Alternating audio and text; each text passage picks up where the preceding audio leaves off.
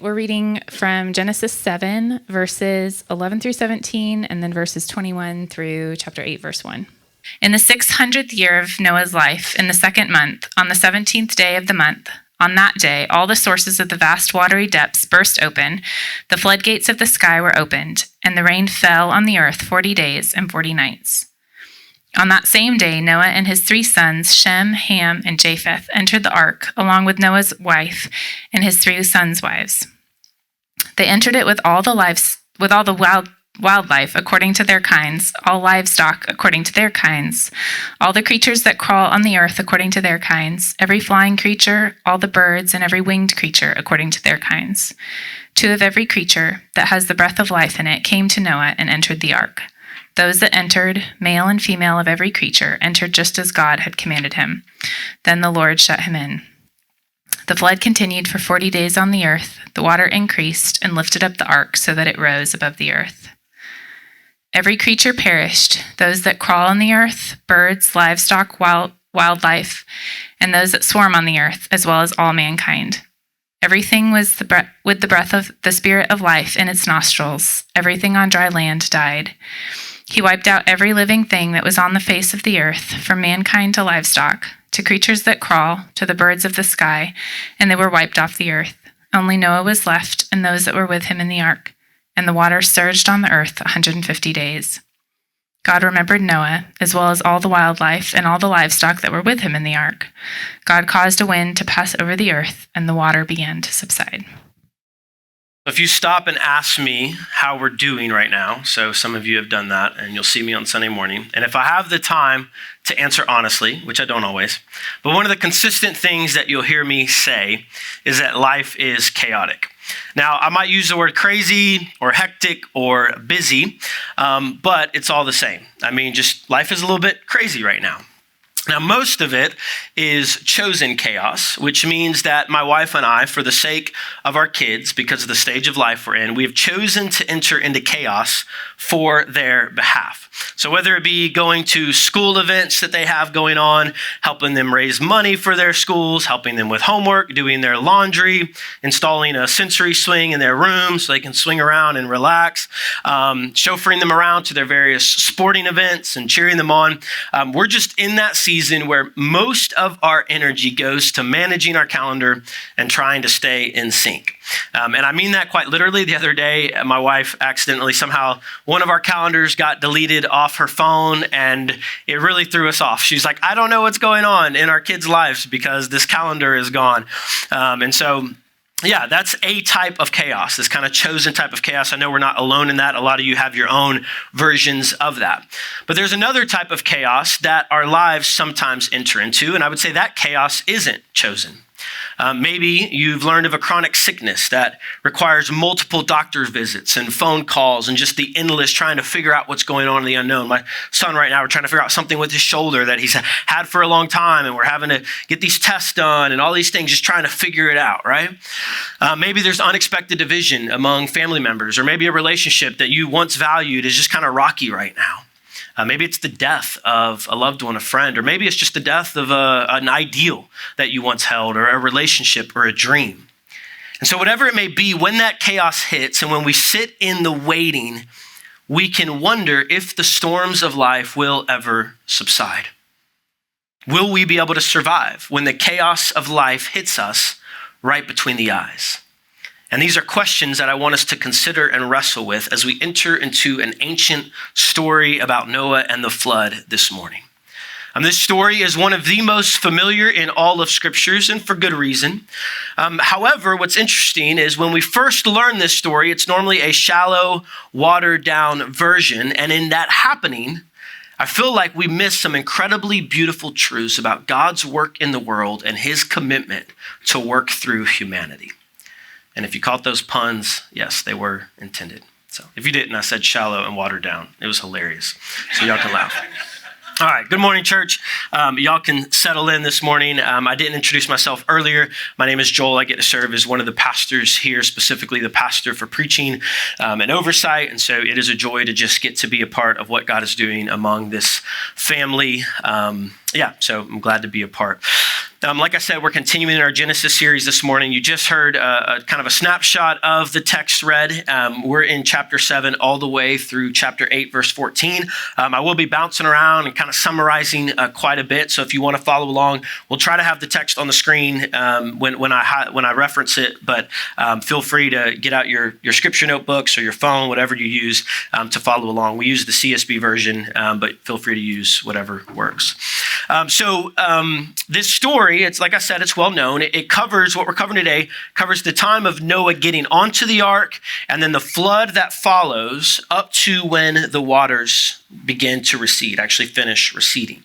Simple story. Most of you know it. People were bad. God sent a flood. Noah, his family, and the animals survived on the ark, and God sends a rainbow to remind humans he'll never do it again, except it's actually to remind God and let him see it. But we'll get to that next week. Sorry. So at the end of the story, though, everyone's smiling, right? Most Sunday school walls, or a lot of them, have been covered with, you got this like little boat and this giraffe sticking up, and they're all just kind of smiling at the end of the storm, and the rainbow's showing and the sun is shining. Just this very cheery image, right? But the reality of this narrative is much darker than what is normally depicted. Ben began that journey for us last week. And so we begin to see that there's something darker going on here. As we go into this flood narrative, before we start looking at it, I want to acknowledge that maybe for some of you, this might be a difficult story to wrap your head around. Now, some of you, it might be easy to wrap your head around. And so I don't want to demean that either. It's not, you're not just being naive as you begin to just take the story on face value. But for some of us, because of the way we think, we might have certain questions that begin to arise in our brains when we start reading this story. I've found that most questions for this narrative fall into one of two categories, either like the scientific category primarily with some historical questions as well, or the philosophical kind of category, right? The scientific nature of questions might ask things like, was this really a global event? Or maybe it was a local event described as global. How could all of the species, I don't know what it is, 35,000, get on the ark in the span of 7 days and fit on the ark? And could the waters have really subsided that quickly? And if so, where did all the dead bodies go? What happened to all of them? Did they just stand there on the earth and decompose? Like, what happens? And it is okay. We can ask these questions out loud. Don't freak out. Right? Here's the philosophical category that questions kind of come up in our brain. How could a good God destroy that many number of people, including children? Doesn't this text just portray God as kind of this vengeful, petty, and very reactive God? Okay? I do think there are some very valid answers to those questions. I'm not going to answer them for you in this forum. And that's not me trying to avoid it. It's because it's going to take time. It's a conversation. And also, I don't think they're the main point of the text. That's my main reason. But I do want to acknowledge that if you have those questions, it is okay to ask them, and it's okay to ask them out loud, believe it or not. We have missional communities to wrestle through that. We have growth partnerships. If you don't think you can ask them out loud in your missional community, you can come join mine, because we asked about all of them last week. And those of you that are in here, that are in my missional community, know what I'm talking about, right? We're going to wrestle through that together. And I want to say that I am more than happy to wrestle with you through those questions, because I've asked some of them this week myself. I mean that when I say that. It's not a throwaway comment or invitation. I would love to grab lunch and process. I think there's some people who are committed to the faithfulness of the scriptures as the inspired word of God that have wrestled with these questions and come to some very helpful things. So feel free to have that conversation with me.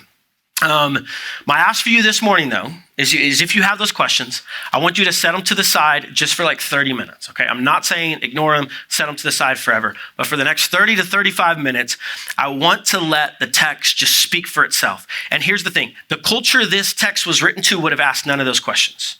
And I'm not saying we are in a different culture, so it's okay to ask those questions, but let's let the text be received as it was meant to be received.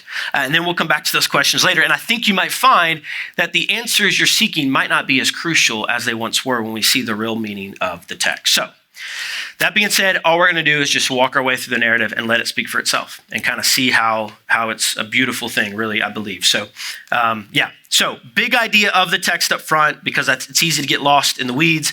If I had to summarize the plain and simple theological concept that this text is teaching us, it's this.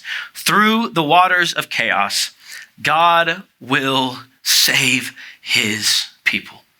Through the waters of chaos, God will save his people. So let's dive in. Our flood narrative actually began last week.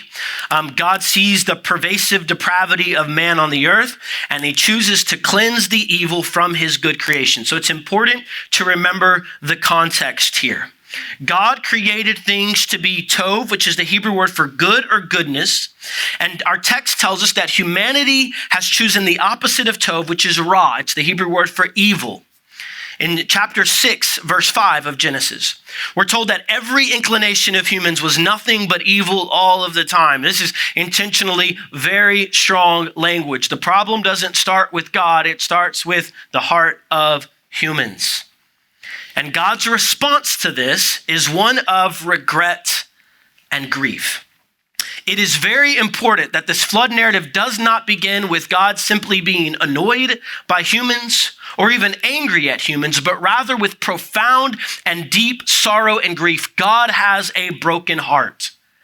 And this stands in stark contrast to all of the other flood narratives. And there's more out there, believe it or not. If you don't know this, you can go research it. There's other Mesopotamian flood narratives. And most of them start with gods being annoyed because humans stink. I'm not making this up. They smell bad and they're too loud, so the gods can't rest.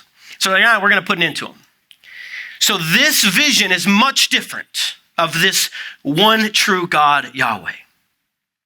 The flood, if we read it, is simply God's acceleration of what the humans have already chosen, to destroy themselves through their own choices of pursuing evil. Genesis 6:13 probably describes this most explicitly. I want you to look at it with me in the King James Version, a very literal translation. It says, "And God said unto Noah, the end of all flesh is come before me." The CSB, I think, translated as, "I will put an end to all flesh." And God does say he will destroy them. I'm not trying to deny that. But the literal reading here, the idea in the Hebrew is that the end of all flesh has risen. It's going to happen. And it has come up before God. It's similar to when God sees the Tower of Babel and all these people deciding evil for themselves. And so to preserve a remnant, God will accelerate this process of self-destruction. They are destroying themselves. And they are destroying God's plan for tov, or goodness. So in his mercy, God simply removes his hand and allows a cosmic collapse. I really believe that that is what is going on in this flood narrative. If you're following the story from Genesis 1 and catching the cues, the flood that follows is simply God allowing the waters that he separated at creation to crash back in on themselves. If you remember the creation narratives, what were the waters seen as? Formless and chaotic, right?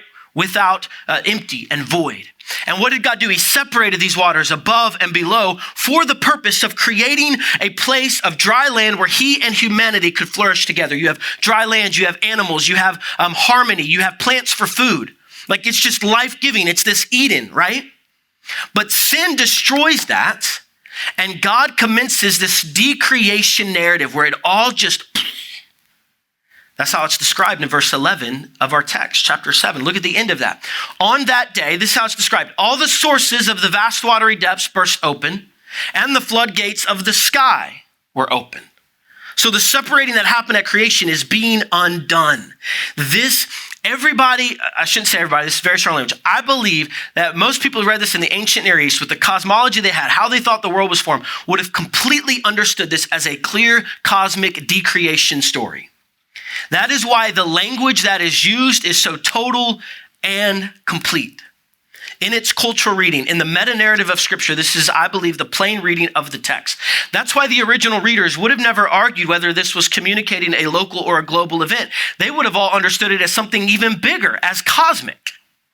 Do you remember what the story started with? Heavenly fallen beings having illicit sexual relations with humans. It started with heaven and earth sin, like it's happening everywhere.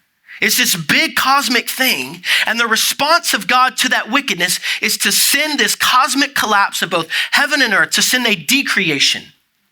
And the description here is that the earth is once again formless and empty for the purpose of cleansing it, to preserve a remnant, and to create again the potential for tov, for goodness. It's why you hear language of everything that had the breath of life was destroyed. The thing that God gives, because humans abuse it, he takes away. All it takes for the earth to be destroyed is for God simply to remove his hand of deliverance and protection. And the only thing that stops that from happening again is God's own promises. And that is what is going on in this narrative, this cosmic collapse. But through the midst of this, God is committed to his relationship with humanity. If the early pages of Genesis have blown my mind on anything, it is that somehow, in spite of our brokenness, in spite of our rebellion, God chooses to use humans and have a relationship with them at his own expense. That's wild. God preserves this remnant, Noah, his family, animals of each kind. As one commentator said, we might understand this best when we say, grace found Noah. God in his mercy, even though the mountains give way and the earth is collapsing, he preserves this place of safety in the midst of this watery chaos. As we saw last week, God commands Noah to build this ark, and in the 600th year of his life, after walking in obedience to God over hundreds of years, he is commanded to then get on the ark with his wife, his sons, their wives, the animals, and these plants for food. And the way chapter 7, the early verses of verse 1, I think through down 16, seem to have this methodical nature of really telling us this micro-creation story. Over the span of 7 days, we have the humans and the animals. We're told according to their kind. That's Genesis language. Entering into this dry land, this space of shalom and safety where there are plants for food and provision and shelter from the chaos waters all around.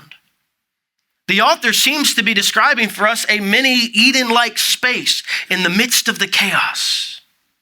Even the animals seem to obey the humans, like was commanded to Adam when the animals come and he names them before he ends up being ruled by the animals, the serpent. But they come to Noah on the ark, all the animals just getting along. This is a picture of harmony. It doesn't make sense without something going on here. It's how it was meant to be. It is this floating heaven-like place where God meets his people.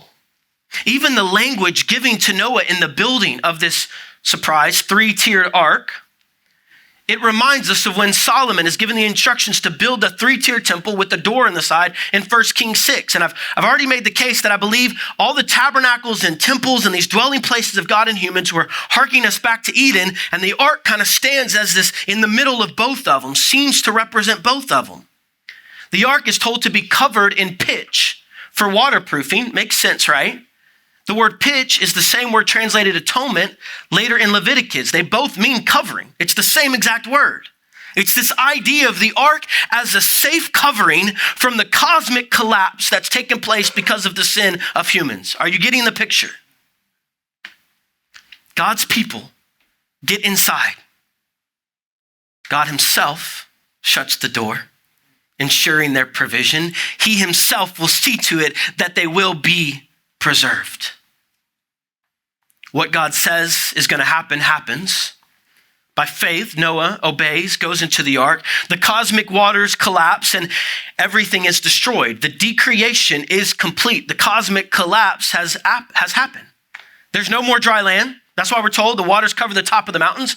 There's no place for humanity to flourish. No place for plants to grow for food. It is not a place for existence anymore. It is empty and without void. Things are pretty chaotic and bleak, and Noah and his family are simply floating on the water at the mercy of the wind and the waves. There's no rudder on this ship. They're not in control. But they weren't forgotten. Genesis 8:1. God remembered Noah. This is not as if God had forgotten. I mean, he especially prepared this vessel for the task, right? Had Noah prepare it. He's not like, oh crap, I forgot they were over there. That's not the point.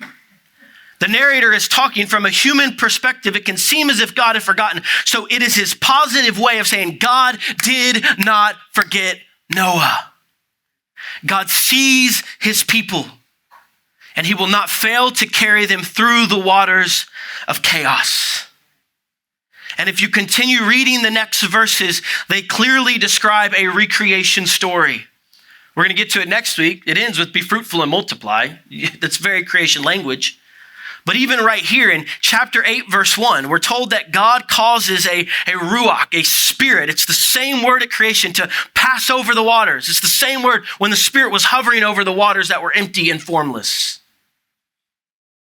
In verse 2, we're told that the sources of the watery depths and the floodgates of the sky are once again separated and closed, and the ark comes to rest on land. Now, the idea here is that there's still water all around, but the ark runs aground because they don't see dry land yet. In verse 4, we're told that Noah comes to rest. Noah's name means rest, reminder, with his family on the ark in the mountains of Ararat in the 7th month on the 17th day of the month. Some commentators have told us that the word Ararat could mean the curse reversed. I'm not sure if I'm fully convinced of that, but I am fully convinced that it at least means the curse. I don't know everything going on. This is why you're supposed to meditate on the scriptures, but there's definitely some wordplay going on here. Is Noah, again, the one whose name means rest, the one who was prophesied that would bring rest from the curse, comes to rest on the mountains of curse. And they continue to wait for the waters to recede, and eventually, just like at creation, the waters are separated and they give way to dry land. Through this process, verses 8 through 11, we see Noah sending out doves, these animals that come to represent God's Spirit. You'll see that later. They go out over the waters again. One returns with an olive branch in his hand, showing us that, okay, there's plants that could begin to sprout again and provision for humanity. Maybe we're going to get this chance for Tov again. And then also this olive branch, which would come to symbol peace and safety. And finally, after months of waiting and trusting him, they're just waiting. Through the midst of the chaos, Noah and his family see that the earth is dry. We'll get to see him come out next week in that process, but God kept his promise and delivered his people safe through the waters of chaos, through this cosmic collapse of creation, preserving them in this Eden-like vessel called the ark. And this story begins a drumbeat that will continue through the history of God's people, that God will preserve his people through the waters of destruction. And the connections are all over once you begin to see them. Later, when Pharaoh seeks to kill all the Israelite boys, baby Moses is delivered through a small ark. Same word. It also has pitch, this covering. And his life is preserved so that then through his life, he could eventually grow up and be the vessel through which the whole nation of Israel is delivered.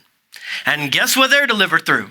The Sea of Reeds, or the Red Sea, through the waters on dry ground, while all the Egyptians are drowned.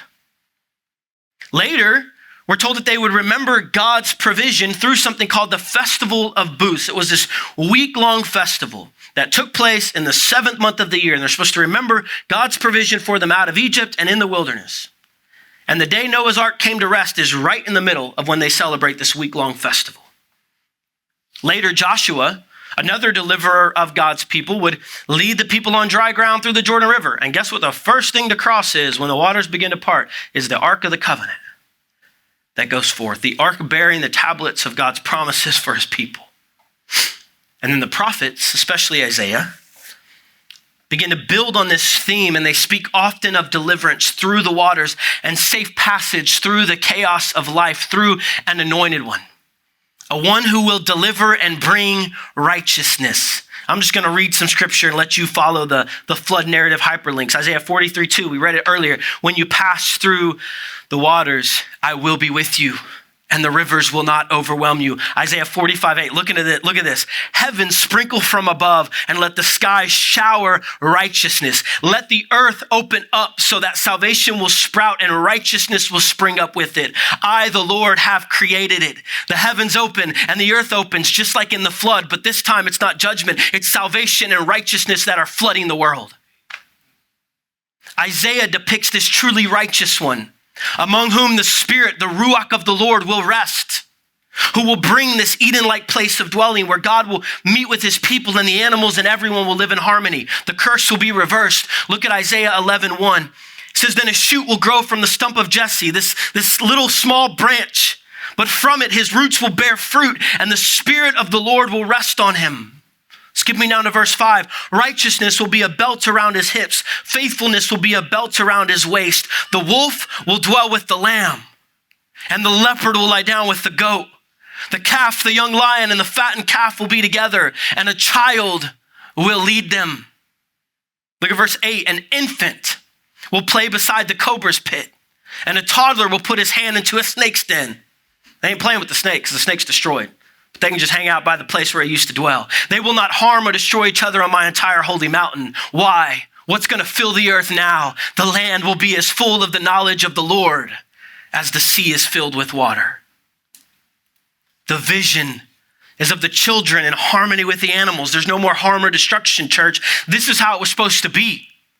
Like the things we've heard of this week, of like animals killing children, happened twice in our area. That's not how it was meant to be. That's a result of the fall.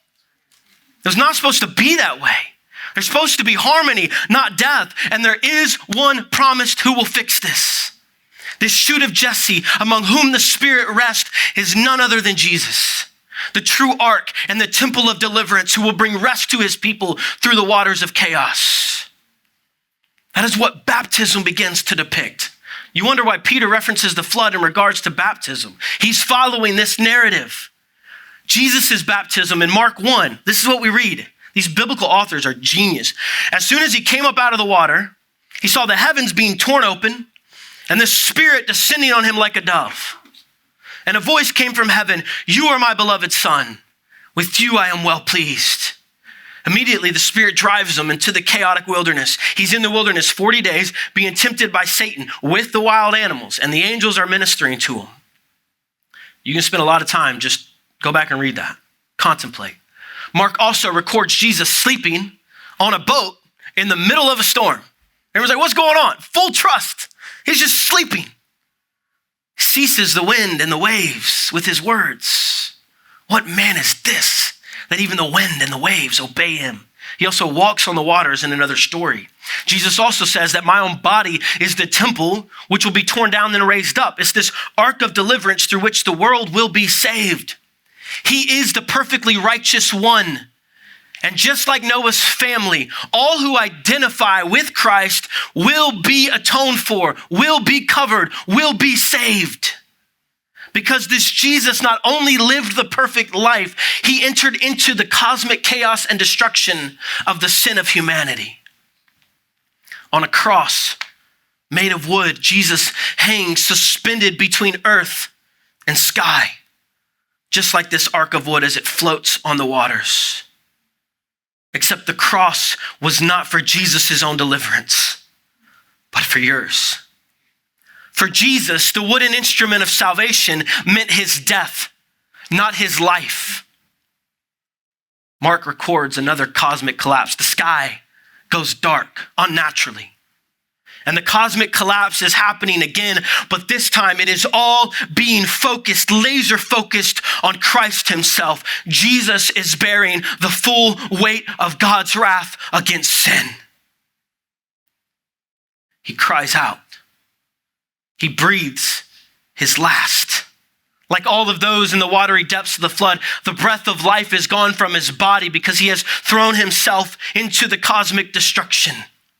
The curtain of the temple is torn because Jesus' own body has been ripped apart. He's buried in the darkness of the tomb, and his disciples wait in despair, just like Noah and his family waited for months for the waters to recede. Was this all in vain? I know he said he was the anointed one that would bring this, but it's ended in death. Will the cosmic collapse be undone? Will there ever be light again? Will the chaos be beaten back and give way to peace?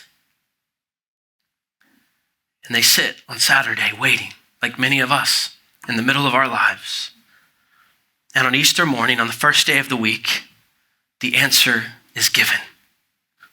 The darkness gives way to light, and the storm gives way to peace. Up from the grave he arose with a mighty triumph for his foes. He comes up from the watery depths of Sheol alive and defeats sin and death once and for all. And he says, all who trust, the invitation to you is if you trust in his life, death, burial, and resurrection, you are brought safe along as well. He is the true Noah, the true ark, the means of salvation through which we are delivered and saved. That's why Peter does reference, he borrows this same language to talk about baptism representing our salvation. He wants to make clear, he says, I don't mean the physical washing of water, of the dirt off your body. I mean the cleansing of your consciences through the resurrection of Christ. This is much deeper and total. So in this, we can be encouraged through the chaos of life caused both by our own sin. Yes, we are responsible. Also by the sin of those around us. Through all of this, and sometimes I get confused because I'm like, whose fault is this mess? Well, it's kind of mine, it's kind of somebody else's, and I don't know, I need help. And through that, Jesus will redeem us. When we pass through the waters, he will be with us. When we are in him, our deliverance is sure. And even in the waiting, when we wonder if the waters will ever subside, when we sit on Saturday morning in between death and resurrection, when we just feel like we're being carried on by life with no direction, we can have assurance. Jesus has defeated the serpent. He has reversed the curse through his life, death, burial, and resurrection. It's what we call the gospel. He has pushed back the waters of chaos and brought his people safely through. And the promise is that he's coming back to finish the work. That's the hope, church. Hebrews 9:28. So also Christ, having been offered once to bear the sins of many, will appear a second time, not to bear sin, but to bring salvation to those who are waiting for him. Yes, he will deal with evil, but all who are in Christ, eagerly waiting for him, placing their hope in him, will be delivered. There's this beautiful imagery in Isaiah 65, predicting this day. The wolf and the lamb will feed together, and the lion will eat straw like cattle. But the serpent's food will be dust. What did God tell the serpent? On your belly you'll crawl and eat dust all the days of your life, as he stomps out the serpent's head into the dust and destroys it forever. He says, they will not do what is evil or destroy on my entire holy mountain. Do you see the imagery? This cosmic Eden, this place of shalom, it will be our home. God, humans, the animals, all the provision we will ever need. The sea of chaos will be no more. There's harmony. This is the hope of the story of Noah. And so as we exist in the here and now, in between Christ's death, burial, and resurrection, and waiting for his return, because of the presence of the Ruach, the Spirit of God, read how the Spirit is talked about in the New Testament, we get foretastes of that day.